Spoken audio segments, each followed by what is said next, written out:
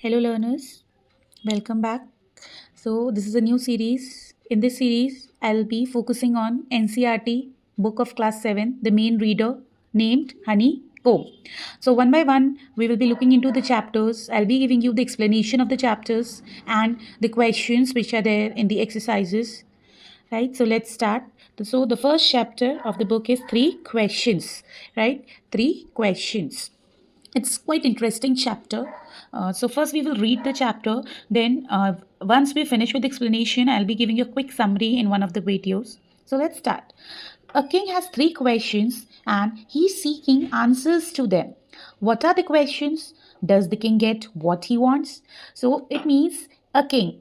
There is a king, एक राजा है and उसके दिमाग में तीन questions हैं. Right? He is thinking about three questions. And he is seeking answers to them. Seeking means to find. Seeking means to find. किसी चीज़ की खोज करना, किसी चीज़ को ढूंढना. So the king is searching for the answers. वो answers की खोज कर रहा है, ढूंढ रहा है.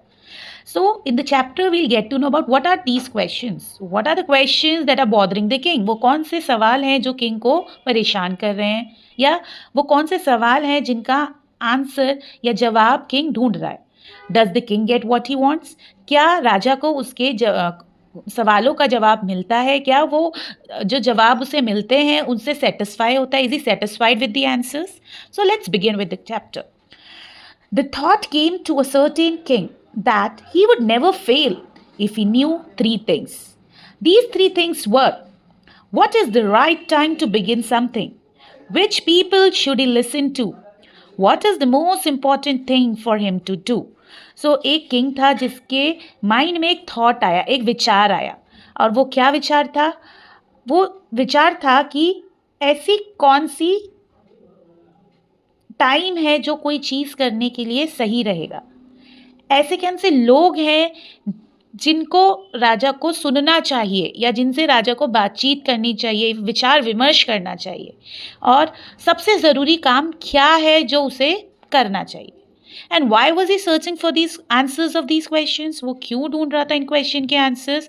क्योंकि उसे ये लगता था कि अगर उसको इन तीन क्वेश्चंस के आंसर मिल जाएंगे तो वो अपनी लाइफ में कभी भी फेल नहीं होगा. He will never ever see failure in his life. He will always be a successful king. Right? The king therefore sent messengers throughout his kingdom, promising a large sum of money to anyone who would answer these three questions. तो king ने क्या किया? अपने messengers भेजे. क्यों भेजे? अपने सवालों का जवाब पाने के लिए. As he wanted to know the answers of his question, so he had sent his men, his messengers throughout his kingdom. अपने किंगडम के चारों तरफ उसने अपने मैसेंजर्स भेजे, और उन मैसेंजर्स के थ्रू उन्हें यह मैसेज भेजा कि whoever will answer the questions, जो भी एक सेटिस्फैक्ट्री आंसर देगा क्वेश्चंस का, उन्हें वो एक बहुत ही लार्ज सम ऑफ मनी देगा. He'll be giving them a huge amount of money. Many wise men came to the king, but they all answered his questions differently. So बहुत से wise men जो थे वो आए ताकि वो king के answers का questions का answer दे सकें और इनाम जीत सकें, money जीत सकें. But जो उनके answer थे वो बहुत ही different थे. Right? Each of them gave different answers. In the reply to the first question, some said the king must prepare a timetable and then follow it strictly. Only this way, they said, could he do everything at its proper time. So, first question जो कि था, what is the right time to begin something? उस question के answer में कुछ wise men जो वहाँ आए, उन्होंने king को बोला, you prepare a timetable. So, when you will have a timetable, you will be able to follow everything in a proper order, and you have to follow that timetable very strictly and seriously, right? And in this way the king will get to know what is the proper time to do things, right?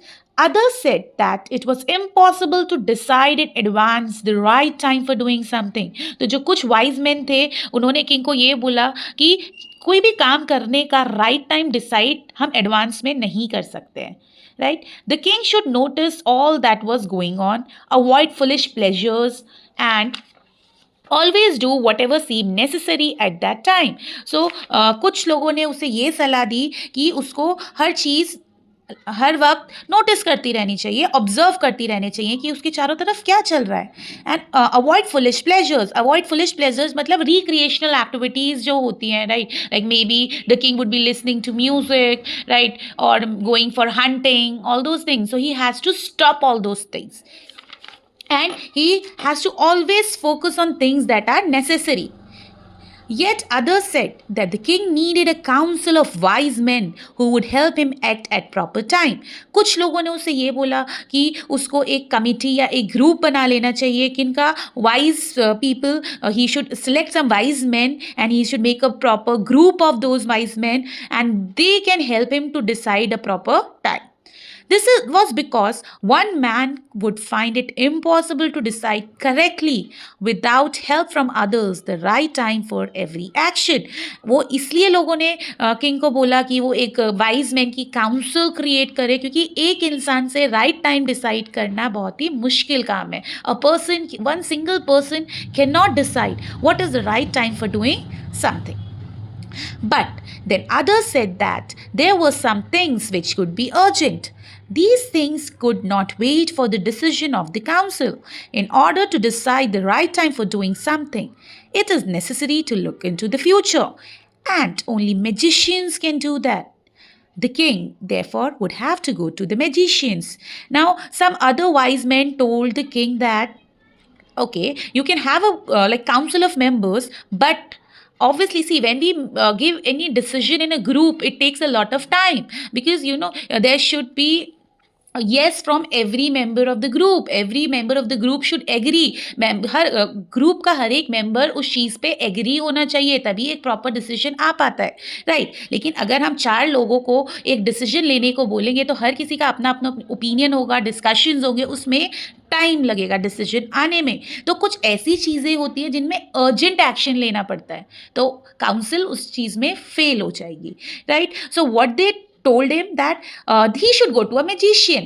And why? Because the magician can look into future. उसको जादूगर के पास जाना चाहिए, क्योंकि जो जादूगर है वो फ्यूचर देख सकता है, भविष्य देख सकता है. तो वो भविष्य देखकर उसको बता देगा कि किसी भी चीज़ को करने का राइट टाइम क्या है.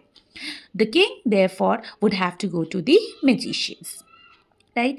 सो यहाँ पे हमारे फर्स्ट क्वेश्चन के जो आंसर्स थे, जो अलग अलग लोगों ने दिए थे, वो ख़त्म होते हैं. तो कुछ लोगों ने किंग से कहा कि आप एक टाइम टेबल बना लो और उसको स्ट्रिक्टली फॉलो करो, जो फुलिश प्लेजर्स हैं उसको अवॉइड करो.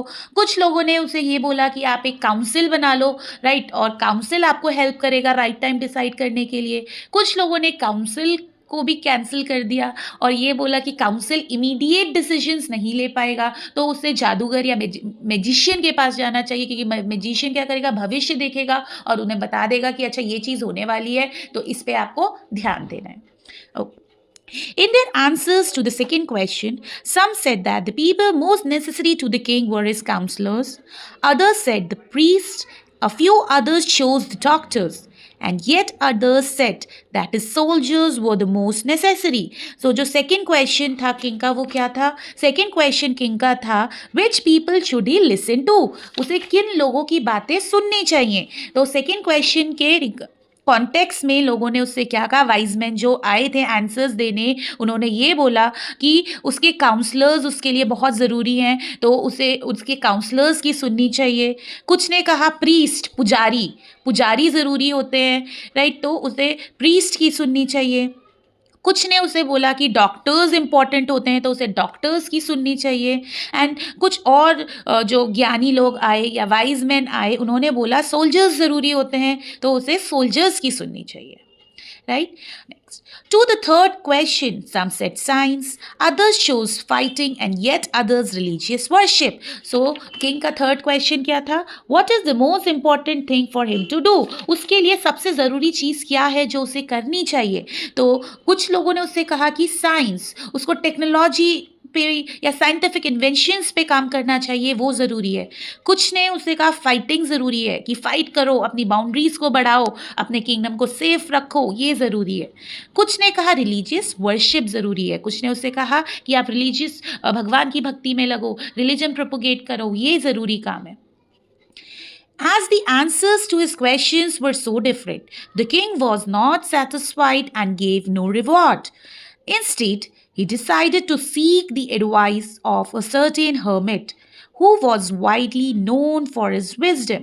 तो जो आंसर्स उसको मिले अपने क्वेश्चंस के, वो इतने डिफरेंट थे, इतने अलग अलग थे। जो किंग था वो बिल्कुल भी सेटिस्फाइड नहीं था, संतुष्ट नहीं था। तो उसने किसी भी वाइज मैन को कोई भी रिवॉर्ड नहीं दिया, कोई भी पैसा नहीं दिया। इंस्टेड, बल्कि वो उसने क्या किया, उसने डिसाइड किया कि वो कहाँ जाएगा। वो जाएगा एक हर्मिट के पास उसकी एडवाइस लेने के लिए। हर्मिट कौन होता है? हर्मिट एक वो इंसान होता है जो दीन दुनिया को त्याग कर अकेले, जो मेटेरियलिस्टिक चीज़ें होती है, जो सांसारिक सुख होते हैं, उसको छोड़ के बाहर अपना मतलब जंगलों में निवास करता है, सिंपल लाइफ जीता है। उसको ना एसी चाहिए, ना बेड चाहिए, चटाई बिछा के वहीं पे सो जाएगा, जो मिल गया वो खा लेगा। ठीक है, वो एक हर्मिट होता है। तो हर्मिट के पास जाएगा। अब उसने हर्मिट के पास जाने का क्यों डिसाइड किया? बिकॉज जो हर्मिट था वो बहुत ही फेमस था अपने विजडम के लिए, अपनी नॉलेज के लिए, अपनी इंटेलिजेंस के लिए। The hermit lived in a would which he never left. यहाँ पे जो वुड है वो किसको पॉइंट आउट कर रहा है? वुड मतलब लकड़ी नहीं है, यहाँ पे वुड फॉरेस्ट को डिनोट कर रहा है, right. Hermit lived in a would, hermit कहाँ रहता था? वो फॉरेस्ट में रहता था। विच ही नेवर लेफ्ट, जो वो कभी नहीं छोड़ता था। He saw no one but simple people and so the king put on ordinary clothes. Before he reached the hermit's hut, the king left his horse with his bodyguard and went on alone. तो जो hermit था वो राजा महाराजाओं से या पैसे वाले लोगों से नहीं मिलता था, वो सिंपल लोगों से मिलता था, सिंपल लोगों के प्रॉब्लम्स का सल्यूशन देता था। तो किंग को क्या करना पड़ा? उसको डिस्गाइज होना पड़ा, अपना हुलिया बदलना पड़ा, और क्या पहनने पड़े? ऑर्डिनरी कपड़े पहनने पड़े, एक ऑर्डिनरी इंसान की तरह।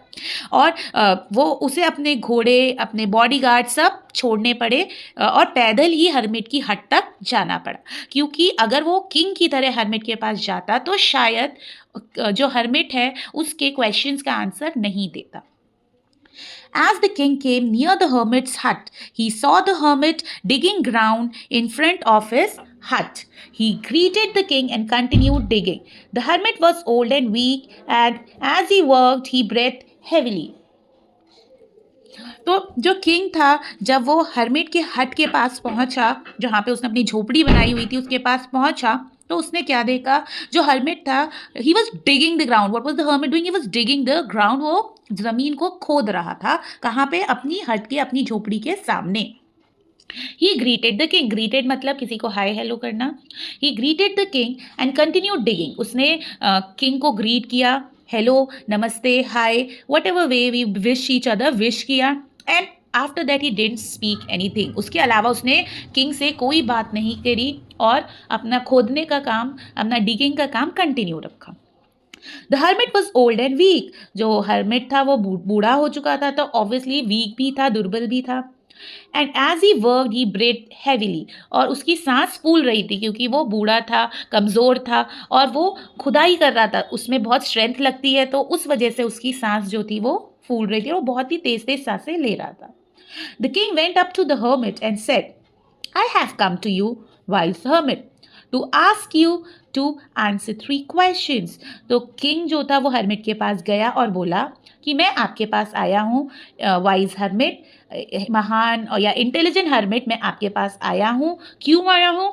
क्योंकि मुझे अपने 3 सवालों के जवाब चाहिए। और what were the 3 questions? How can I learn to do right thing at the right time? मैं कोई भी चीज़ सही समय में करना कैसे सीख सकता हूँ? सही चीज़ और सही समय पे कैसे कर सकता हूँ? Who are the people I need most? वो कौन से लोग हैं जिनकी मुझे सबसे ज़्यादा ज़रूरत है? And what affairs are the most important? और ऐसे कौन से काम हैं जो बहुत ही ज़रूरी है? The hermit listened to the king but did not speak. जो hermit था वो राजा की बातें चुपचाप सुनता रहा, लेकिन उसने कोई भी जवाब नहीं दिया। He went on digging. वो अपने खोदने का काम उसने जारी रखा। You are tired, said the king. Let me take the spade and work in your place. तो जो किंग था वो बहुत ही काइंड था, दयालु था, राइट? तो उसने जब देखा कि हर्मिट बहुत ज़्यादा थक चुका है तो उसने हर्मिट से बोला कि आप थक चुके हो तो आप अपना जो स्पेड है, स्पेड मतलब खुदाल जिससे हम खोदते हैं, फावड़ा या खुदाल, राइट? एक गार्डन टूल होता है स्पेड, तो जिससे हर्मिट खोद रहा था, जैसे कि आप पिक्चर में देख सकते हो, ये एक स्पेड है, राइट? तो उसने हर्मिट से, राजा ने हर्मिट से उसका स्पेड मांगा और उसको बोला कि लेट मी वर्क, आपकी जगह मैं ये काम कर देता हूँ. Thanks said the hermit, giving the king his spade. Then he sat down on the ground. तो जो हर्मिट था उसने अपना स्पेड राजा को दे दिया, थैंक यू बोला और वो चुपचाप जमीन पर बैठ के रेस्ट करने लगा. When the king had dug 2 beds, he stopped and repeated his questions. तो अब जब राजा ने 2 बेड क्या होते हैं, ग्राउंड में उसने स्मॉल स्मॉल पैचेस खोद लिए थे जहाँ पे हम फ्लावर्स या कोई भी प्लांट को लाइक इम्प्लांट कर सकते हैं ज़मीन पे, मतलब बो सकते हैं एक टाइप से. तो उसने 2 बेड ऐसे पैचेस ऐसे डिग कर लिए थे ग्राउंड के. तो वो रुका और उसने अपने क्वेश्चंस को रिपीट किया. The hermit gave no answer, but stood up, stretching out his hand for the spade, and said, now you rest and let me work. Hermit ने राजा के क्वेश्चंस दोबारा से सुने लेकिन कोई भी जवाब नहीं दिया. वो अपनी जगह से उठा और उसने अपना हाथ आगे बढ़ाया और राजा से बोला, ही टोल्ड द किंग कि आप स्पेड मुझे दे दो, give the spade back to me and you rest, आप रेस्ट करो and let me work, and मैं काम कर लूँगा. But the king did not give him the spade and continued to dig. लेकिन राजा ने उसे स्पेड नहीं दिया और खुदाई चालू रखी. 1 hour passed, then another. The sun went down behind the trees, and at last the king stuck the spade into the ground and said, I came to you, wise men, for an answer to my questions. If you can give me no answer, tell me so. I will return home.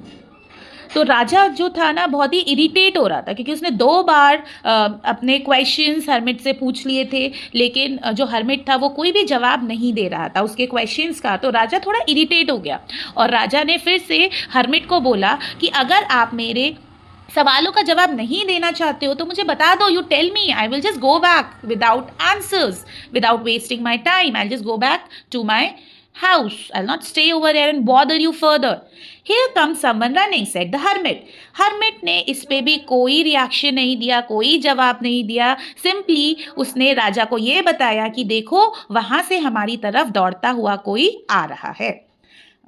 Hope you have understand the first part of the story. We will continue the second part in the second video. Thank you. Keep learning.